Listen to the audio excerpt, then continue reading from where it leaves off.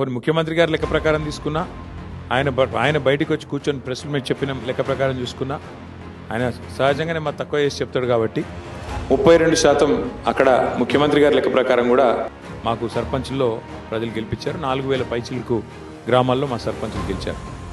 అట్లాగే ఈరోజు మున్సిపల్ ఫలితాలు చూస్తే కూడా డెఫినెట్గా గతంలో ఎవరెవరైతే ఏదేదో మాట్లాడినారో వారందరూ నోళ్ళు మూతలు పడే విధంగా ఇవాళ మరి మెరుగైన ఫలితాలే సాధించాము. ఓవరాల్గా చూసుకున్నట్టయితే నాకున్న ఇన్ఫర్మేషన్ మేరకు 2580 చిల్లర వార్డులలో పోటీ అయింది.